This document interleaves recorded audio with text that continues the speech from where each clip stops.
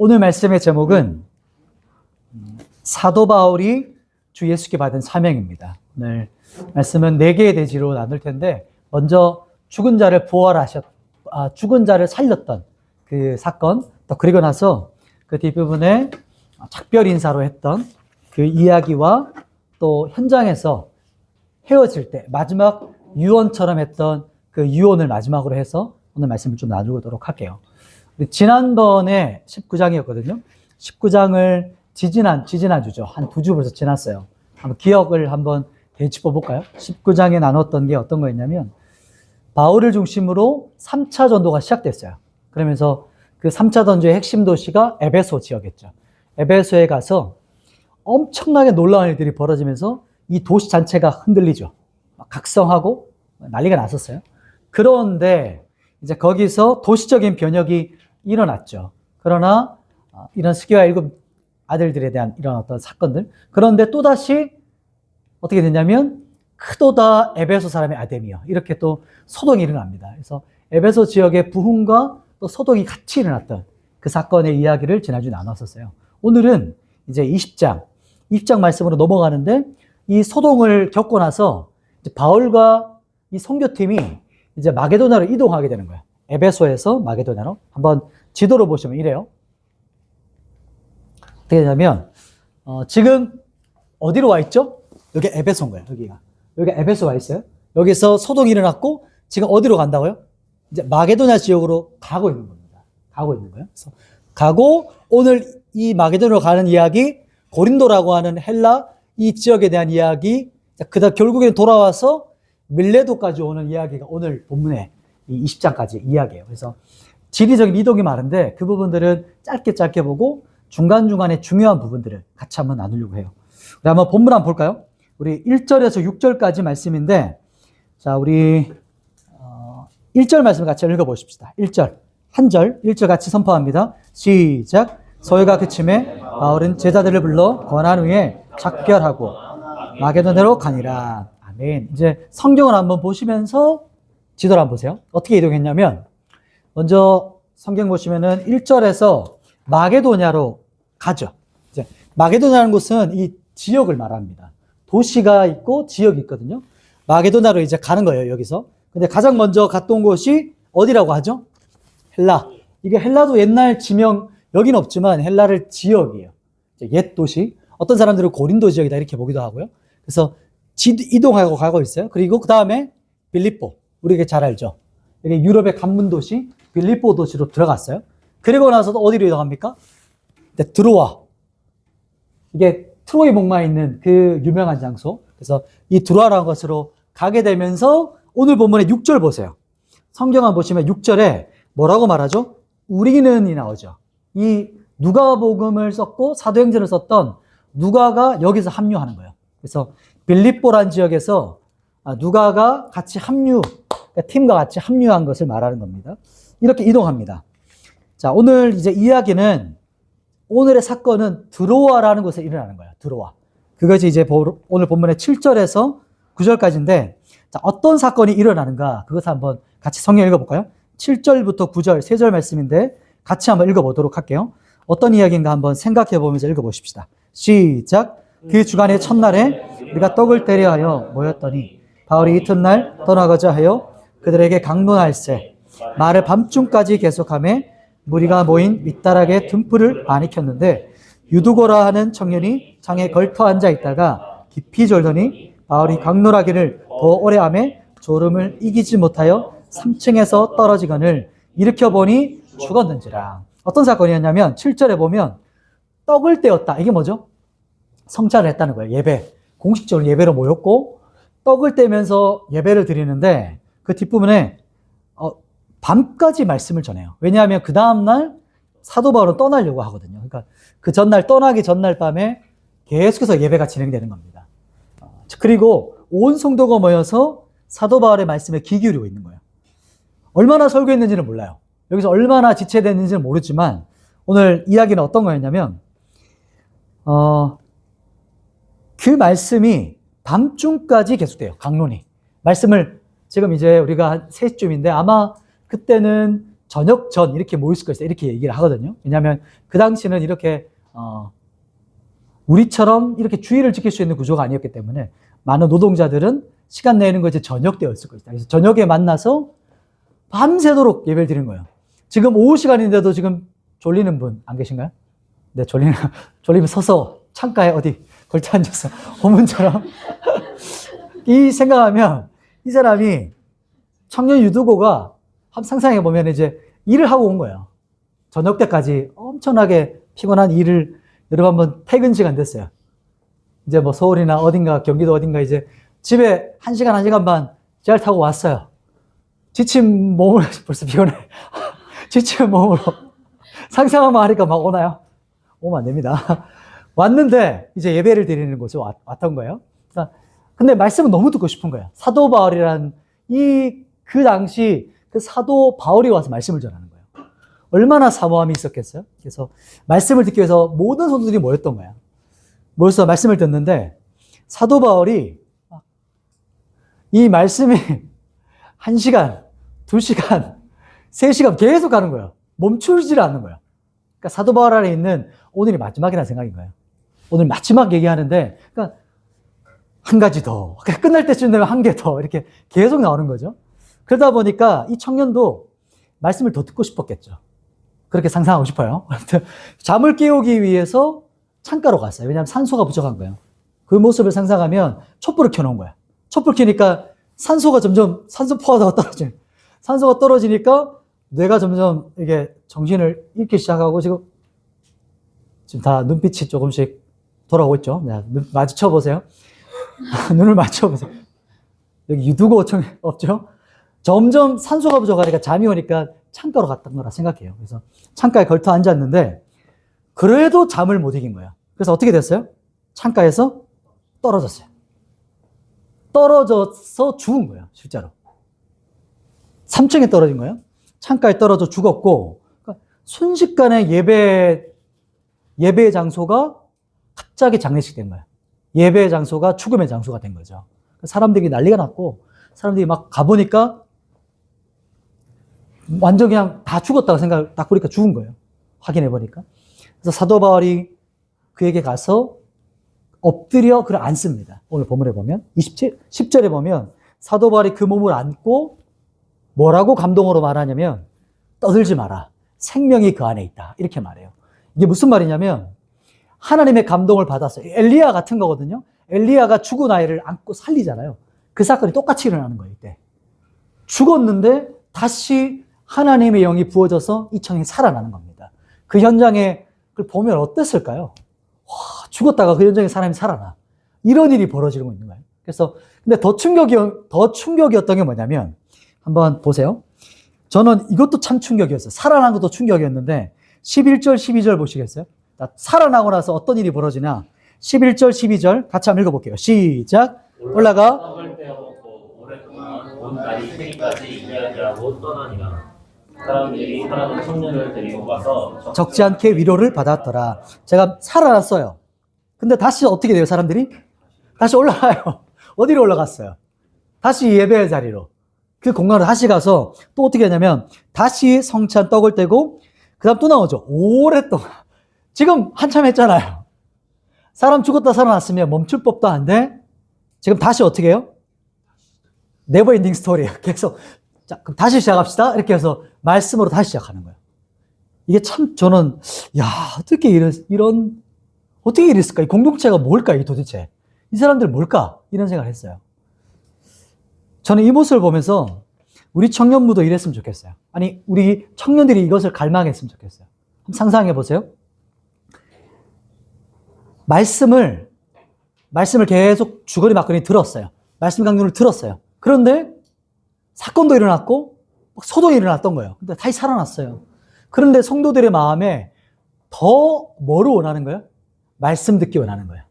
그러니까 말씀에 대한 사모함이 있었어요. 갈망이 있었어요. 이 선교지 안에, 이 드로아 성도들 안에. 우리 청년들 안에서도 이 말씀을 우리가 보면서 사도 바울 안에 있는 말씀도 그렇지만 이 드로아에 모인 성도들 안에 말씀을 서로 이야기하고 나누는 거예요. 그게 시간이 가도 멈추지 않는 갈망이 있는 거예요. 밤새 말씀을 나누는데도 그 말씀을 계속 나누고 싶어요. 여러분 어떠신가요? 밤새 말씀을 나누는 공동체. 우리 지금 3시밖에 안 됐으니까 괜찮으시겠죠? 이제 사도행전이니까 요한계시록까지 계속. 그게 이제 선교제 안에 있었던 갈망이었었어요. 여러분도 이제 지금 우리 필리핀 선교를 앞두고 있지만 우리가 생각하는 것처럼 이렇게 길게 들으면 힘들었지 않았을까? 내일 출근인데? 주일은 저녁에 좀 쉬어야 되지 않나?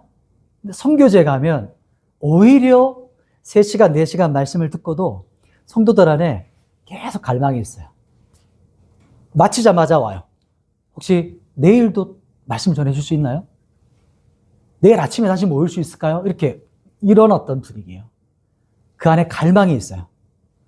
우리 청년들도 오늘 이 바울이 날이 새도록 은혜의 말씀을 나누었고 두로아에 모인 성도들도 청년이 살아난 것으로 다시 위로를 얻고 나서 다시 격려를 얻었고 또 다시 말씀 앞에 나가요. 이런 갈망이 여러분 안에 계속해서 일어났으면 좋겠어요. 그래서 우리 청년부가 말씀에 강한 목마름이 있었으면 좋겠어요. 말씀을 더 알고자 하는 마음, 여호와를 힘써 알고자 하는 마음, 이게 정말 중요해요. 그 마음이 공동체를 세워가는 거예요. 이게 첫 번째 제가 나누고자 했던 마음이에요. 그래서 이 사건이 참 재밌거든요. 근데 저는 오늘 본문을 다시 보면서 이 유두고 청년보다 이 성도들의 모습이 참 너무 귀하구나 이런 생각을 하거든요. 이 말씀을 좀 기억했으면 좋겠습니다. 두 번째로 또 넘어갈 텐데 두 번째는 이제 또 이동해요. 한번 지도로 또 한번 볼게요. 두 번째 이동은요. 이제 13절부터 돼요. 한번 성경 보세요. 성경을 보면서 지도를 보세요. 13절에 어디로 가냐면 이제 아소라는 곳이에요.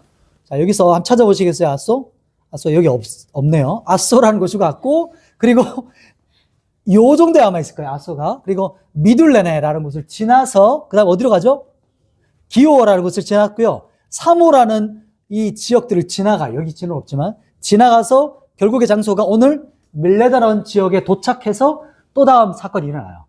그 다음 이야기는 이곳에 쭉 왔다가 밀레도라는 곳에 와서 일어난 일입니다. 왜 밀레도라가 항구거든요. 항구. 밀레도라는 지역으로 이동하는데 바울이 에베소 3년 동안 사역했잖아요. 2차 때. 에베소 지역에 있는 장로들을 밀레도 항구로 불러요. 우리 여기서 만납시다.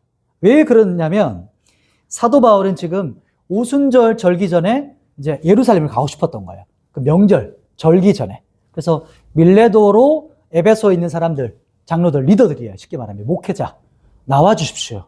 여기서 작별 인사합시다. 그래서 이 밀레도라는 항구로 모여집니다. 그래서 오늘 여기서는 이제 이 13절부터는 끝까지는 사도 바울의 작별 인사예요. 그러니까 유언인 거죠. 에베소 장로들을 향한. 자, 그 부분인데 유언과 같은 메시지가 있는데요. 그 중에 3가지. 앞부분은 바울이 가지고 있었던 3가지의 목회 철학이 있었어요. 그러니까 삶의 인생 철학이라고 보면 돼요. 3가지가. 첫 번째가 뭐였냐면 우리 18절, 19절 보시겠어요? 자, 우리 19절 말씀 한번 읽어볼게요. 19절 같이 읽습니다. 시작. 곧 모든 겸손과 눈물이며 유대인의 간계로 말미암아 당한 처음 주를 섬긴 것과 아멘. 첫 번째는 사도 바울이 가지고 있었던 하나님과의 관계에 대한 거였어요. 사도 바울은 자기 평생에 어떻게 살았냐면 하나님 앞에서 내가 겸손과 눈물로 이것을 참고 섬겼다. 이렇게 말해요. 이게 사도 바울이 가지고 있었던 인생에 대한 이제 철학이라고 볼 수 있겠죠. 그리고 두 번째는 그 다음 절 보시겠어요? 20절. 20절 한번 눈으로 보세요. 제가 읽어드릴게요. 유익한 것은 무엇이든지 공중 앞에서나 각 집에서나 거리낌이 없이 여러분에게 전하여 가르치고 이렇게 말해요. 이것은 공중이란 말은 세상 앞에서기도 하지만 여기서는 집과 가정, 교회, 그때는 집과 교회가 같이였어요. 거기서 내가 말씀을 가르쳤는데 거리낌 없이 모두 다 전했다. 이렇게 말합니다.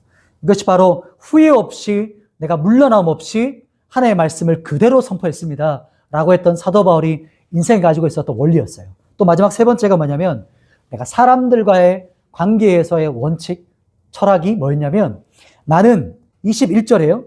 증인의 삶을 살았다고 말해요. 그 증인의 삶이 어떤 증인이었냐면 21절에 이렇게 말합니다. 하나님께 대한 회개와 우리 주 예수 그리스도께 대한 믿음을 증언했다. 이렇게 말해요.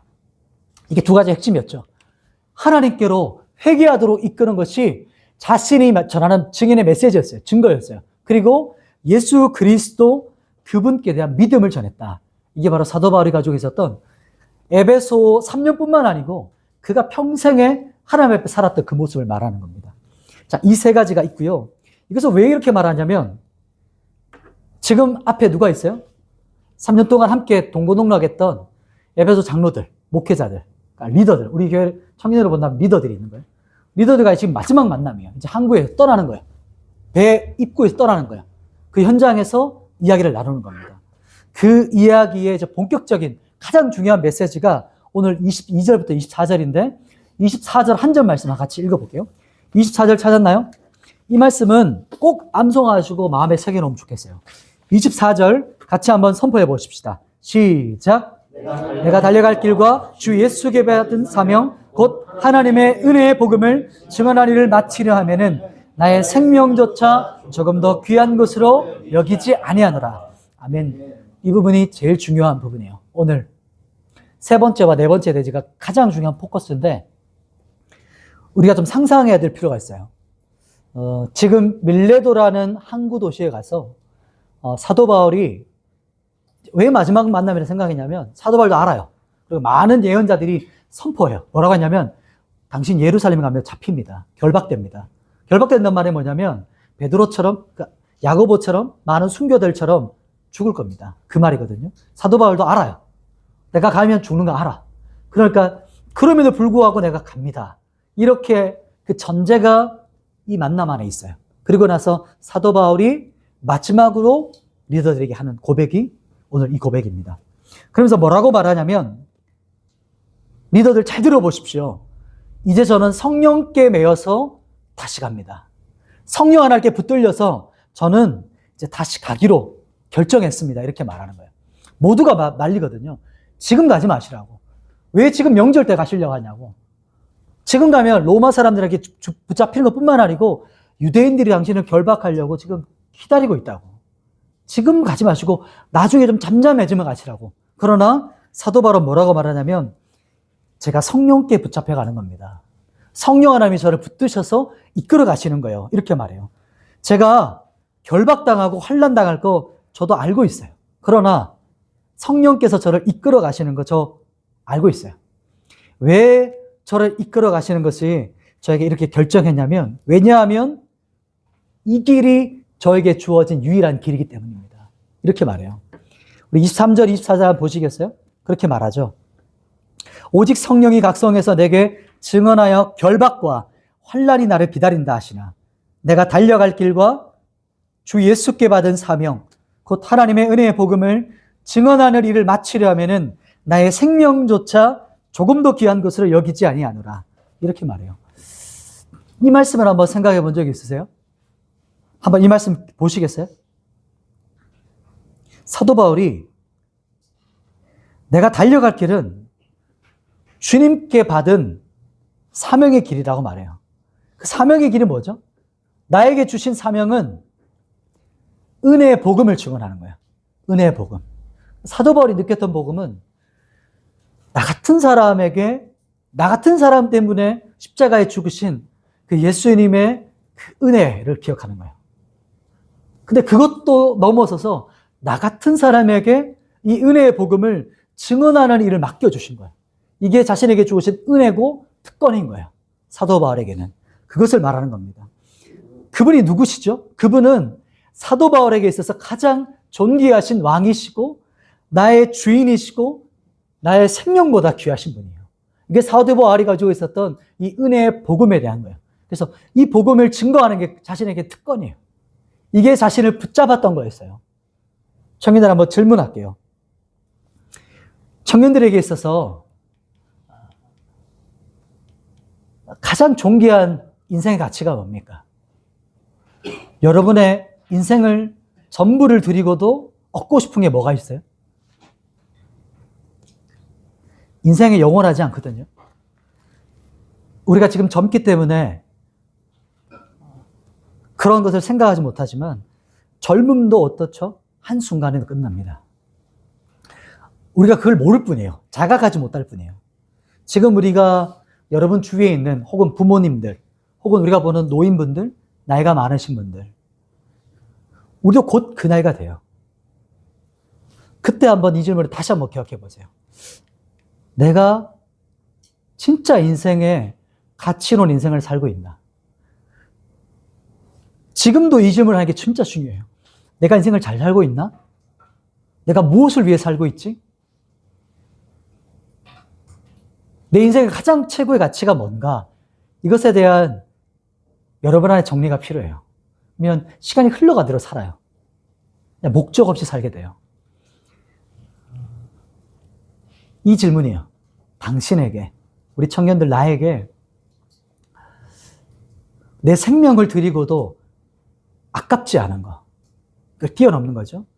내 생명을 치르고 싶고도 내 생명값을 주고도 얻고 싶은 거. 여러분, 그런 거 있습니까? 어떠세요? 이 질문이 인생에 대한 어떤 본질적인 질문이거든요. 이 질문은 여러분 10년 후에도 혹은 30년 후에 여러분의 자녀, 여러분의 혹 손자, 손녀들이 앞에 있을 때도 질문해 보세요. 내가 인생 잘 살았나? 나는 뭘 위해 살았나? 사도 바울의 마지막 이야기거든요. 저는 예전에 한번 국제영화라는 그 영화 아시죠? 거기 보면 제일 마지막에 보면 저 요 마지막 장면 볼 때 저는 이게 우리의 마지막 모습 같았어요. 우리가 세상 끝이 나고 하나님 아버지 앞에 서게 되거든요. 그때 황정민 씨가 하는 대사가 꼭 우리가 마지막 이제 죽음 앞에서 주님 앞에 설 때 하는 말 같았어요. 이제 뭐라고 대사하죠? 아버지, 이만하면 저 잘 살았지. 이렇게 하거든요. 근데 많이 힘들었습니다. 이렇게 고백해요. 우리의 인생을 끝에 갔을 때가 진짜 중요해요. 지금도 참 중요해요. 왜냐하면 하루하루가 쌓여서 인생이 끝이 나기 때문에. 근데 우리가 마지막 주님 앞에 서는 날 참 이 대사 같았어요. 그래서 아버지 하면서 많이 보고 싶었다고 꼭 안거든요. 그리고 아버지가 이제 이게 장면 바뀔 때 참 저도 감동이었어요. 그렇게 혼자 오는 게 아니고 갑자기 장면이 이제 아기로 바뀌잖아요. 이게 우리가 늙은 것처럼 보이지만 하나님 앞에서는 정말 아기 같은 존재들이에요. 노인이나 우리나. 그래서 아버지 너무 보고 싶었습니다 하고 아버지도 안아주시면 나도 너무 보고 싶었다. 이렇게 정말 이게 우리가 주님 앞에 설 때의 모습이에요. 그리고 하나님 아버지 옷 붙잡고 울잖아요. 그래서 옆에 장면은 다른 가족들은 막 기뻐서 떠들고 웃어요. 마지막 때의 모습을 좀 생각하게 됐는데 우리 청년들도 이 땅에서 살아갈 때 주님 앞에 설 때를 기억하셔야 돼요. 이 땅에 참 많은 것들 우리 관심을 끌거든요. 직장, 학교, 공부, 친구 관계 여러 가지 것들이 많지만 이 본질적인 질문을 계속 마음에 품고 있으셔야 돼요. 나는 내 인생의 값진 것을 위해 살아가고 있나? 내가 인생 끝에 돌아갔을 때 그때 아쉬워하지 않을 인생 사셔야 돼요. 결정할 때도 내가 이것을 하거나 하지 못하거나 결정할 때 내가 이것을 아쉬워하지 않을까? 내 앞에 나중에 내가 나를 돌아봤을 때 이것 후회하지 않을까? 이렇게 돌아보셔야 돼요. 이것이 바로 인생을 사도 바울처럼 후회 없이 살았거든요. 그 마음을 전달하는 게 오늘 장면이에요. 오늘 마지막 한 번 더 볼 텐데 마지막 네 번째는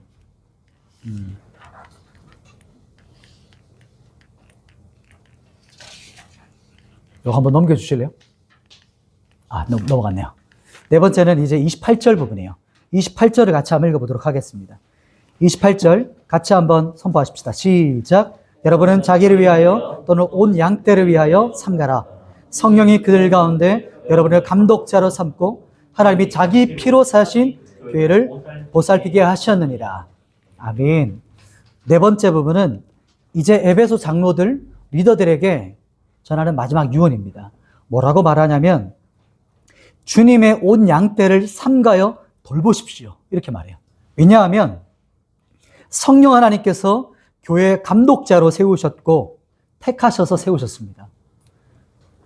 상황과 환경, 어떤 나이가 되어서 세우신 게 아니고 성령 하나님께서 리더들을 세우셨어요. 성령 하나님께서 지도자를 세우셨어요. 이렇게 말하는 거예요. 자격이 있어서가 아니에요. 스펙이 되었기 때문이 아니에요. 전적인 하나님의 은혜로 세우신 겁니다. 그리고 그 다음 뭐라고 말하냐면요. 교회를 말할 때 뭐라고 말하는지 한번 보세요. 하나님이 자기 피로 사신 교회야. 하나님이 자기 피로 사신 교회입니다. 우리가 섬기는 거, 우리 리더들도, 우리 청년들도 잘 기억하세요. 우리가 섬기는 것은 주님의 핏값으로 사신 교회예요. 여러분, 교회가 뭐죠? 교회가 뭐죠? 주일날 예배 드리러 오는 이 장소인가요? 그러면 주일날만 예배가 드려지니까 주일만 교회가 되나요? 교회가 뭘까요? 에클레시아라고 하거든요. 에클레시아. 불러냄 받은 존재예요. 교회는 세상 가운데 하나님께서 택하셔서 불러낸 자들의 무리예요. 모임이에요. 여러분들은 세상 가운데 하나님의 선택을 받은 자들이에요. 불림 받아서 다시 하나님께서 보내세요. 이것이 교회고요. 그러나 정확하게 말하면 여러분 한 분 한 분이 교회예요. 여러분이 대표자예요. 세상 가운데 나아갈 때 예수님을 대표하는 사람으로 여러분이 그 직장에 가고 있고요. 여러분이 학교에 가고 그 친구들과의 그 한계가 있고 거기서 내가 교회를 알리는 사람이에요. 그게 교회입니다. 여러분이 교회예요. 이거 기억하셔야 돼요. 교회가 우리에게는 건물 참 중요하죠. 우리가 어제도 청소하고 곳곳을 청소했잖아요. 참 귀해요. 그러니까 그것은 교회 건물입니다. 그죠? 교회는 그리스도를 자신의 왕으로 모인 자들의 모임이에요.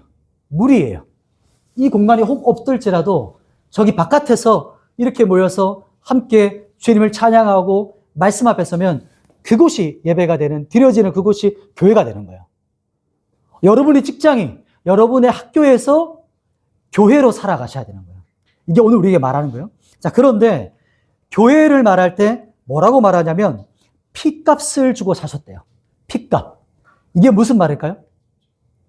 예수님께서 피를 흘리신 곳이 어디죠? 골고다 언덕. 그 십자가 갈보리 언덕에서 십자가를 지고 오르셨어요. 그분은 어떤 분이시죠? 흠도 없고 점도 없으신 6월절 어린 양이셨어요. 그래서 그분이 죽기 위해서 십자가 오르셨거든요. 죽음으로. 이 죽음이 뭐냐면 피를 흘리셔서 값을 치르고 사신 거예요. 누구에게 값을 치렀죠? 누구를 살려고 하셨죠? 우리죠. 여러분 한 사람 한 사람을 핏값 주고 사고 싶은 거예요. 생명 걸고 여러분을 얻고 싶으셔서 그분이 골고다 언덕을 오르셨어요. 그리고 그분이 십자가 갈보리 언덕, 골고다 언덕에서 온 인류와 세상을 향해 외치셨죠. 뭐라고 외치셨죠? 내가 다 이루었다! 선포하셨죠. 내가 다 이루었다. 이게 무슨 말이죠? 내가 값을 치렀어. 내가 너를 핏값을 치르고 샀어. 너는 내 핏값보다 존귀한 존재야. 소중한 존재야 라고 말하는 거예요. 이게 골고다 십자가 언덕에서 이루신 거거든요. 거기서 외마디 외침을 외치시고 죽으셨어요. 이게 그 안에 가득 차 계셨던 거예요. 그분이 이 땅에 오실 때도 죽기 위해 오셨거든요. 그분이 한마디 남기고 싶으셨던 마지막 외침이 다 이루었다 하셨어요. 그게 값을 치르셨다는 뜻이에요. 내가 값을 치렀어. 이게 또 무슨 말이냐면 예수님께서 십자가에 죽으셨어요. 근데 십자가 죽으신 현장을 보고 마지막 로마 병사가 진짜 죽었는 거 확인하려고 창을 어떻게 하죠? 그분의 폐를 관통해서 심장에 찌릅니다. 창으로. 찔렀더니 거기서 뭐가 나왔죠? 피와 물이 나와요. 옆구리를 찔렀다고 해요. 예수님의 옆구리에서 피와 물이 흘러나왔어요. 창조 때 아담의 옆구리에서 누가 나왔죠? 하와가 나왔어요. 예수님의 옆구리에서 누가 나왔죠? 신부된 교회가 시작된 거예요. 그런 걸 상징하는 거예요. 그래서 그분은 신부를 사시기 위해서 핏값을 치르시고 나의 신부야 이렇게 부르신 거예요. 그게 바로 십자가에서 시작된 것을 말하는 겁니다. 그래서 기억하셔야 돼요.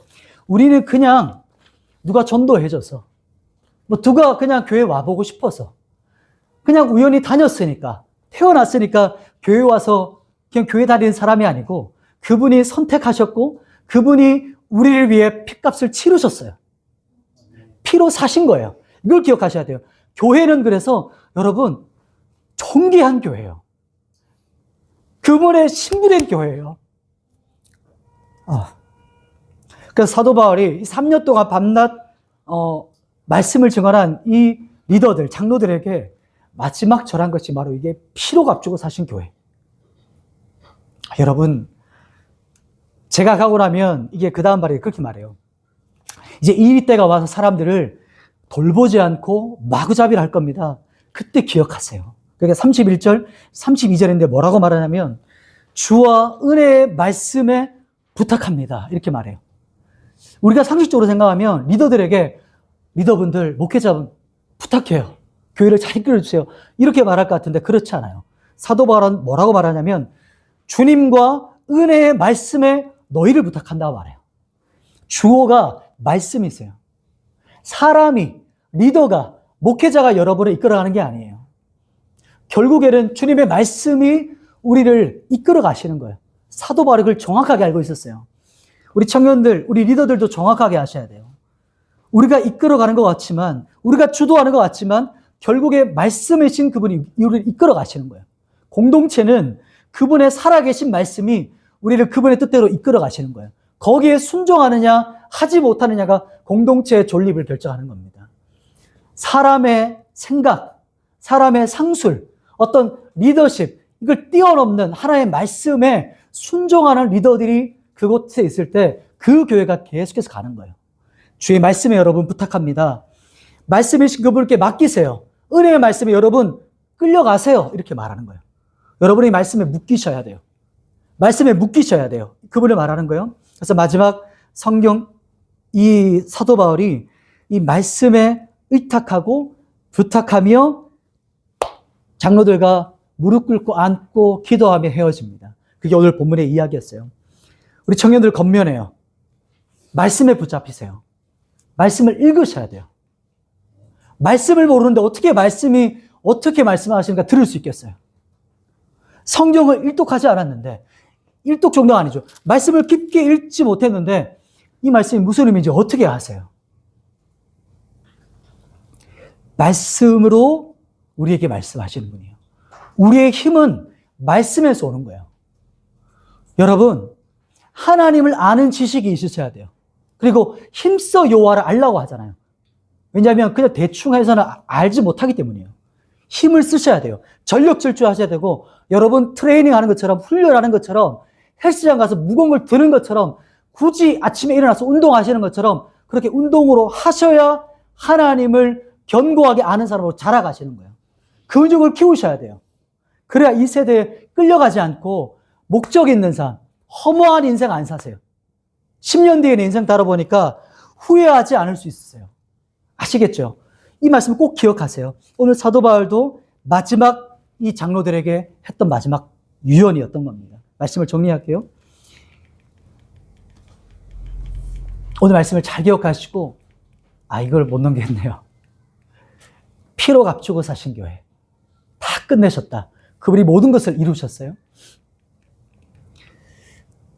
그분이 십자가에서 옆구리에서 탄생한 것이 신부예요. 신부. 그리고 오순절에 교회가 시작됐다 볼 수 있는 거죠. 이미 이때부터 시작됐어요. 그분이 십자가 죽으시고 부활하실 때. 오늘 말씀을 잘 기억하시고 우리 함께 기도하실 때 아까 한번 제가 질문 드렸죠. 여러분 교회가 뭡니까? 교회가 뭐죠? 우리가 헬라적 사고를 하고 있거든요. 세상적 사고를 해요. 세상 미디어에서 많은 사람들은 교회 건물을 보고 교회라고 말해요. 요즘 교회가 저래서면 안 돼. 그게 교회가 아니에요. 그렇죠? 그럼 재건축되면 교회가 사라지는 건가요? 여러분이 교회예요. 여러분이 세우셔야 돼요. 여러분 한 사람 한 사람이 교회시기 때문에 여러분이 가는 곳에 여러분이 교회로 견고하게 서야 세상 가운데 다시 주일에 왔을 때 그 거룩한 무리들이 불림받아 와서 예배 드릴 때 그게 온전한 예배가 되는 거예요. 주일만 교회가 되시면 안 돼요. 주일날 잠깐 이 시간에 와서 교회로 가는 거 교회가 아닌 거예요. 꼭 기억하셔야 됩니다. 그래서 에클레시아, 거룩하게 구별된 존재, 주님을 대표하는 사람. 그래서 여러분 직장, 학교, 학원, 가정, 친구들에게 있어서 여러분이 예수님을 보여주는 사람이세요. 교회를 보여주는 사람이세요. 그래서 기억하시고 우리 함께 찬양하고 저렇게 나아갔으면 좋겠습니다. 우리는 주의 움직이는 교회라는 찬양이 있는데 우리 이 찬양하면서 오늘 말씀을 기억하십시다.